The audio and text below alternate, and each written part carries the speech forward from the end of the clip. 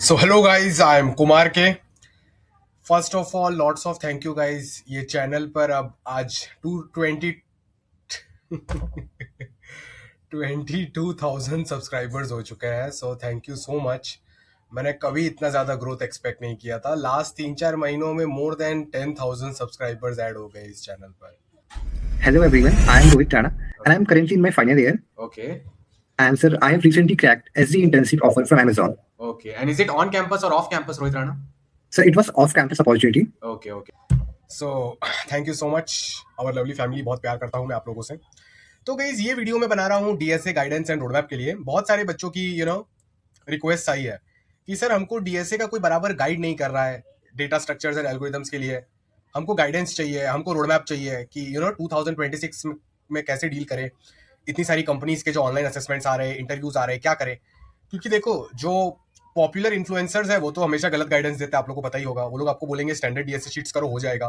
फिर आप ओए ऑनलाइन असेसमेंट में जाते हो, कॉलेज में लैब में ओए देने जाते हो और आपको दिखता है ये तो completely hard unseen DSA question है, आपसे हो ही नहीं पा रहा है. आपने 4 डीएसए शीट कर लिया बट उनमें से तो क्वेश्चन आया ही नहीं. आप जाते हो अच्छी कंपनी के इंटरव्यूज में तो आप देखते हो ये लोग फिर से लीड कोड हार्ड क्वेश्चन पूछ रहे हैं जो स्टैंडर्ड डीएसए शीट्स के अंदर नहीं है. या फिर स्टोरी बेस्ड क्वेश्चन आ रहे हैं हैकर रैंक के ऑनलाइन असेसमेंट में. या फिर इंटरव्यूज में स्टैंडर्ड क्वेश्चन पूछ रहे हैं, फिर हार्ड अनसीन डीएसए क्वेश्चंस के फॉलो अप टाइप के क्वेश्चंस पूछ रहे हैं. तो इन सब में बच्चा बहुत कंफ्यूज हो जाता है कि मैं कैसे प्रिपरेशन करना स्टार्ट करूं फ्रॉम अ बिगिनर लेवल और मैं कैसे एडवांस लेवल तक जाऊं. कैसे मैं वो लेवल रीच करूं जहां पर 2026 में जो कंपनियां अपने ऑनलाइन असेसमेंट्स और इंटरव्यूज में जो इंडिया में पूछ रही है उनको मैं डील कर पाऊं, उनको मैं क्रैक कर पाऊं. तो वो लेवल को कैसे रीच करना है वो मैं इस वीडियो में एकदम अच्छे से आपको बताने वाला हूं. ठीक है गाइस, मैं अपना एक छोटा इंट्रोडक्शन दे देता हूं. लाइक आई एम कुमार के. I also graduated from a tyre 4 college. During Covid तो मुझे कोई जॉब नहीं लगी कॉलेज से, फिर भी बहुत मेहनत करके मैंने ऑफ कैंपस से Amazon एंड Mia.net से एसडी ऑफर्स क्रैक कर लिए थे. Coming to DSA, guardian rating है लीड कोड पर 2242, टॉप 0.7% डीएसए कोडर्स के अंदर आता हूं मैं इन द वर्ल्ड. ओके. और गाइज गूगल कोड जेम में ऑल इंडिया रैंक 12 और वर्ल्ड रैंक 313 रह चुकी है. GCJ the toughest algorithmic DSA competition in the whole world. Guys more than 1500 students ने 20+ एलपीए के जॉब ऑफर्स क्रैक किए हैं हमारे 1-to-1 मेंटरिंग और डे लाइव ट्रेनिंग प्रोग्राम में इन द लास्ट 2.5 ईयर्स. तो अब आप समझ लीजिए कि 3-4 लास्ट के जो साल रहे हैं उसमें मैंने कम से कम 2-3 हजार बच्चों से 1-to-1 पर्सनली बात की हुई है. ठीक है. तो मुझे एक्चुअल एक्सपीरियंस है कि बच्चों की प्रॉब्लम्स 2022 में क्या थी, 23 में क्या थी, 24 में क्या थी, 25 में क्या थी और 26 में क्या है. आज भी मैंने कम से कम 4 बच्चों से 4 घंटे बात की है कि आपकी क्या प्रॉब्लम्स है, आप कौन सी कॉलेज में हो, आपको क्या गोल रीच करना है, आपको इंटरव्यूज नहीं आ रहे हैं, डीएसए में आपका क्या वीकनेस है, डेव में क्या वीकनेस है. तो अच्छी बात यह है कि मुझे बच्चों का एग्जैक्ट डेटा मिलता रहता है. इसलिए जब मैं गाइडेंस वीडियोस बनाता हूं ना तो सबसे अच्छी बात यह है कि मैं आपको एग्जैक्ट सही गाइडेंस दे पाता हूं क्योंकि मैंने लोगों से रोज बात कर रहा हूं, रोज मेरे को डेटा अपडेट होते जा रहा है मेरे माइंड के मशीन लर्निंग मॉडल में. तो आपको बेस्ट गाइडेंस मिल पाती है. इसी की जगह अगर मैं बहुत सारे बच्चों से बात नहीं की होती और मैं आपको डायरेक्ट गाइडेंस देता जैसे बहुत सारे इन्फ्लुएंसर्स करते हैं तो आपको सही गाइडेंस कभी मिल ही नहीं पाती.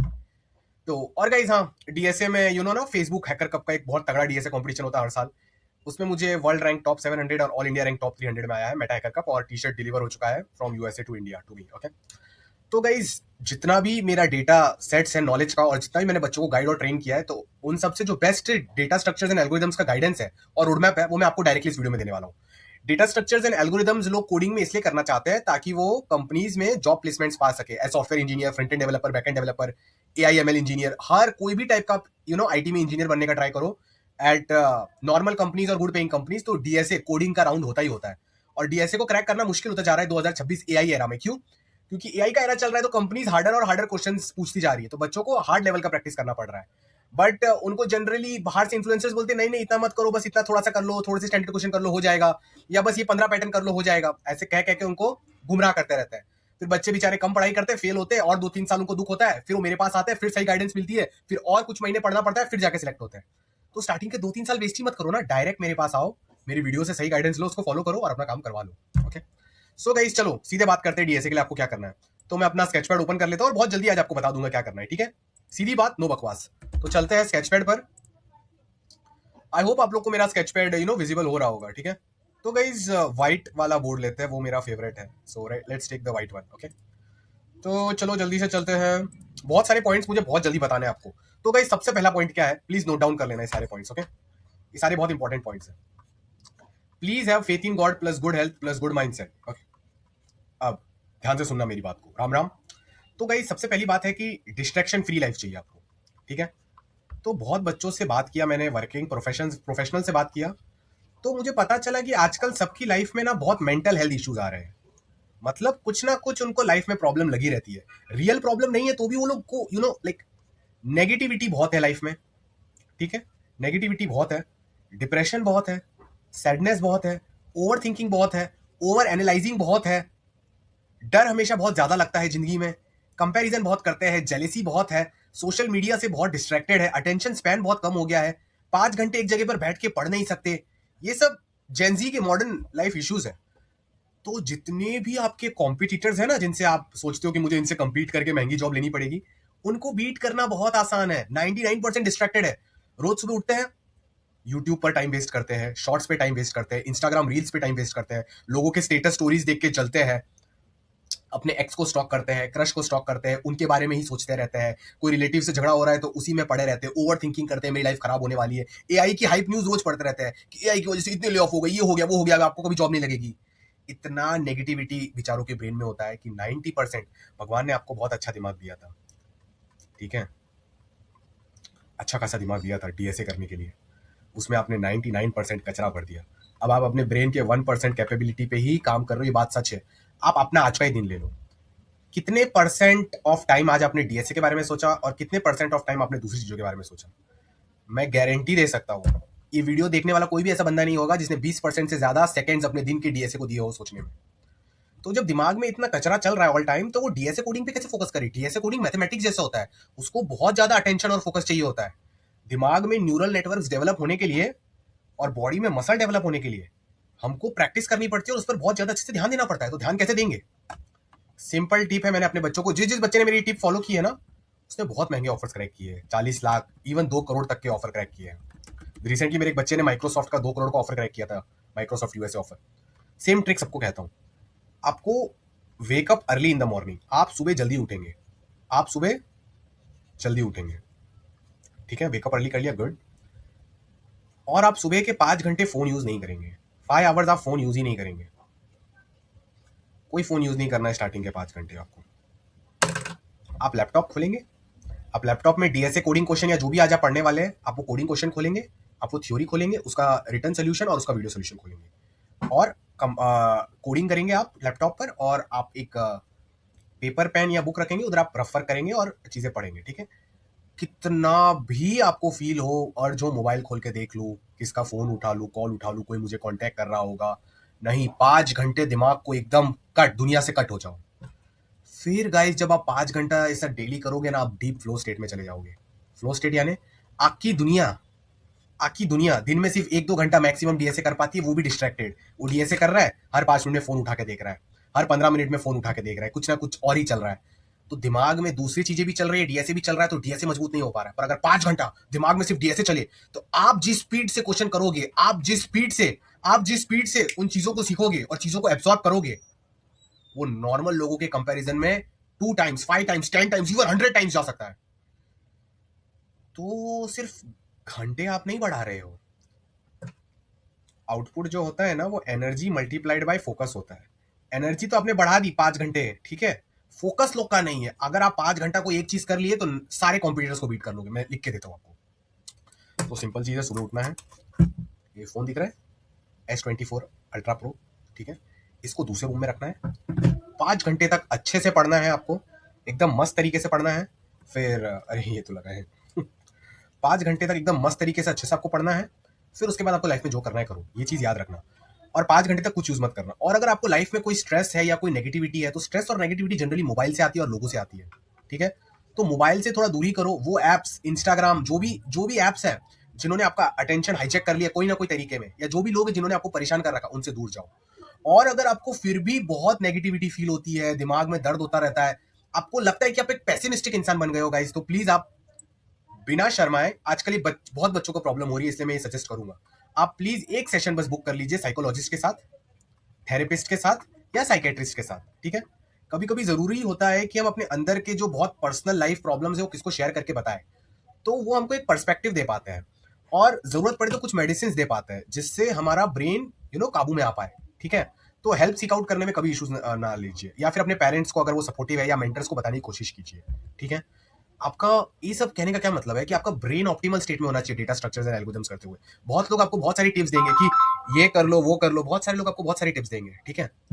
कोई भी टिप चलेगी नहीं जब दिमाग स्वस्थ नहीं है। दिमाग को पहले एकदम स्वस्थ करना है, उसके लिए मोबाइल को एकदम कम यूज करना है, डिस्ट्रैक्शन में एप्स में सब जगह एकदम कम पढ़ना है, और सुबह तो 5 घंटे इसको एकदम दूर रखना, सुबह के 5 घंटे दूर, सुबह के 5 घंटे अपने दिमाग को इन सब चीजों करवाइए और दिमाग को स्ट्रांग मजबूत बनाइए। क्लियर। अब दूसरी टिप डिस्कस कर लेते हैं। दूसरी टिप है कि मैं आपको एक वीडियो दूंगा, ठीक है, DSA road map plus resources, ठीक है।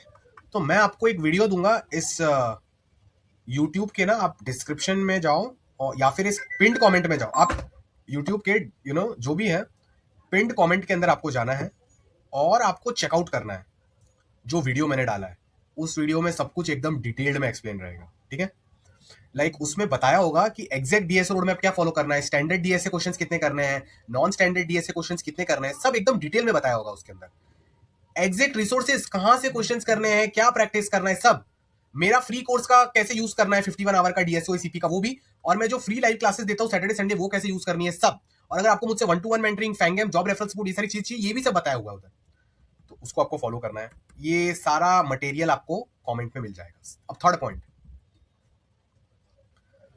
पॉइंट है कॉन्सेंट्रेशन ऑफ एनर्जी।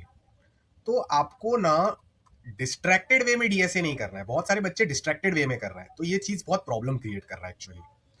तो डिस्ट्रैक्टेड वे क्या होता है, एक क्वेश्चन को करने का पहले सही तरीका बता दो। बहुत बार क्या होता है, ये लीड कोड का हम क्वेश्चन कर रहे हैं, ठीक है, ये क्वेश्चन का लॉजिक पता चल गया, तो बहुत सारे लोग कोड लिखते ही नहीं है, सीधे दूसरे क्वेश्चन पे चले जाते हैं। ये रॉन्ग वे है करने का। या फिर बहुत सारे लोग लॉजिक जीपीटी को बोलते हैं, जीपीटी से कोड लेके पेस्ट करके डाल के आगे निकल जाते हैं। ये सही तरीका नहीं है क्वेश्चन करने का। क्वेश्चन करने का सही तरीका क्या है कि आपने क्वेश्चन को रीड किया, आपने क्वेश्चन पर ऑब्जर्वेशंस बनाई, आपने क्वेश्चन पर एनालिसिस किया, आपने रफ पेपर पे अपनी ऑब्जर्वेशंस लिखी, कुछ सूडो कोड लिखा, आपको सब समझ आ गया, वेरीफाई किया कि आपकी अप्रोच सही है कि नहीं, आपने ये सारी चीजें की। उसके बाद आपने पूरा कोड लिखा। अब कोड लिखने के बाद इस क्वेश्चन को आपको आपके रिवीजन डॉक्यूमेंट में डालना है। रिवीजन डॉक्यूमेंट समझो, आपने डीपी का क्वेश्चन किया, तो डायनेमिक प्रोग्रामिंग का आप अपना नोशन या गूगल डॉक खोलो, उसमें ये क्वेश्चन को मेंशन करो, क्वेश्चन का लिंक, अपना कोड का लिंक मेंशन करो, और 2-3 लाइन में लिखो क्या ट्रिक था जिससे आपने इस क्वेश्चन को सॉल्व किया। अब ये क्वेश्चन को छोड़ के दूसरे क्वेश्चन जाने के पहले 5-10 मिनट ब्रेनस्टॉर्म करो इस क्वेश्चन के और कौन से वेरिएशन हो सकते थे यार, इस क्वेश्चन से मैंने ऐसा कौन सा स्पेशल ट्रिक सीखा यार, क्या इस क्वेश्चन में कुछ ऐसी चीजें या कुछ ऐसे कोड टेम्पलेट्स या पैटर्न्स है जो दूसरे क्वेश्चंस में रिपीट होते हैं, तो क्या मैं इस कोड टेम्पलेट को सेव कर लूं और इससे सिमिलर टाइप के और कौन कौन से क्वेश्चन है लीड कोड में, या फिर रेडिट पर, या फिर मैं देसी क्यूएनए वेबसाइट पर, जो हमारी वेबसाइट उस पर सर्च कर लेता हूं, या फिर मैं गूगल पे सर्च कर लेता हूं इस टाइप के और कौन से सिमिलर क्वेश्चन है, एआई को पूछ लेता हूं इस टाइप के कौन से सिमिलर क्वेश्चन है, वो भी कर लेता हूं। ये होता है proper way of doing a question. बहुत सारे लोग क्या करते हैं, क्वेश्चन हाफ हार्टेड वे में करते हैं। पहली बात तो क्वेश्चन सही से समझते नहीं है, डायरेक्ट सोल्यूशन समझ के आधा कोड करके छोड़ देते हैं, या फिर कोड कर लिया छोड़ देते नहीं। आपको पूरा समझना है, डीपली उसके बारे में सोचना है, उसके टाइप के सिमिलर क्वेश्चंस भी करने हैं, और उस सारे क्वेश्चंस को रिवीजन डॉक में भी डालना है with deep analysis, and if something is repeating तो उसका भी टेम्पलेट वगैरह बना के सेव करना है। इसको बोलते हैं प्रॉपर कॉन्सेंट्रेशन ऑफ एनर्जी। और दूसरी चीज देखो, मैग्नीफाइंग ग्लास का कंसेप्ट है। पेपर हमारे धरती पर पड़ा है बट वो जल नहीं रहा है, बट अगर आप मैग्नीफाइंग ग्लास लाओगे ना तो सारी सनलाइट एक पॉइंट पे कॉन्सेंट्रेट होने लग जाएगी, फिर वो पेपर जलने लग जाएगा, राइट।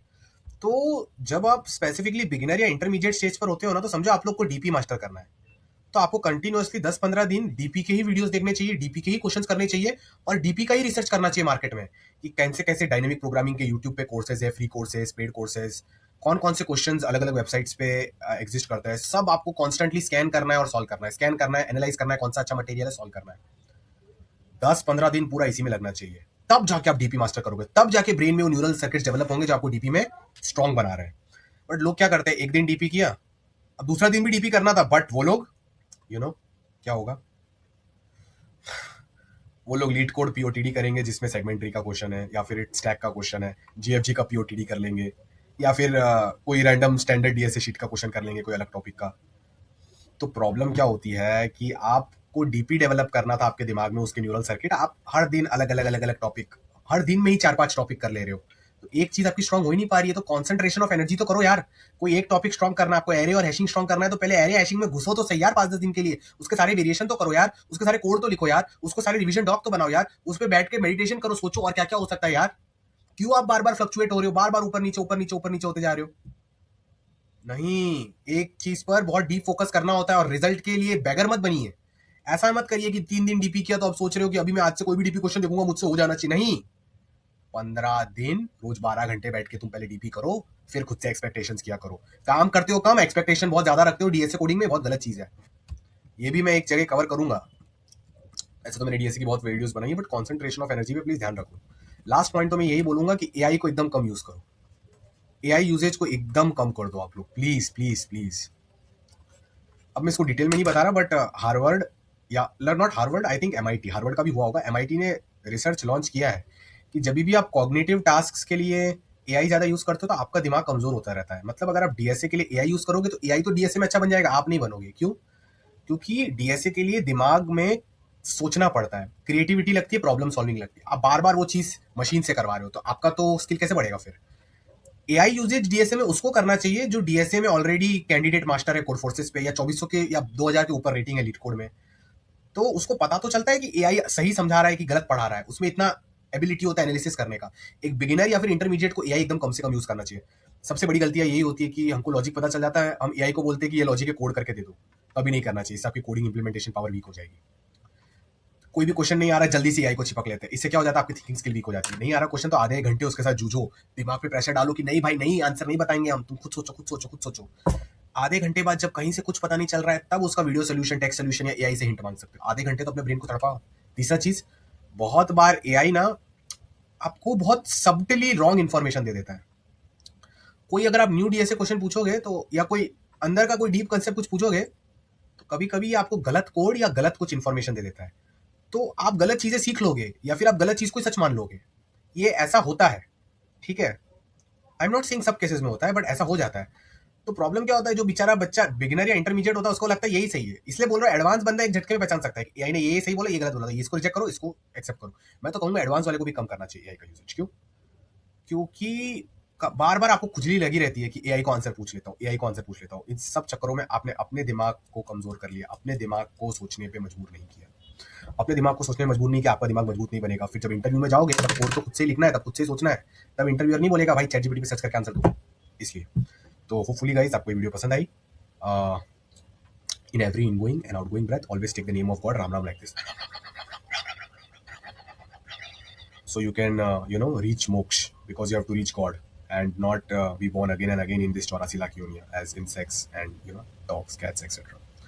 तो इसके रिगार्डिंग भी इंफॉर्मेशन, राम राम ज्ञान के बारे में भी, आपको सत्स्वरूप ज्ञान के बारे में भी इंफॉर्मेशन यूट्यूब वीडियो के डिस्क्रिप्शन में मिल जाएगी, तो उसको फॉलो करिए। सच को जानिए और सच को फॉलो करिए। राम राम गाइस।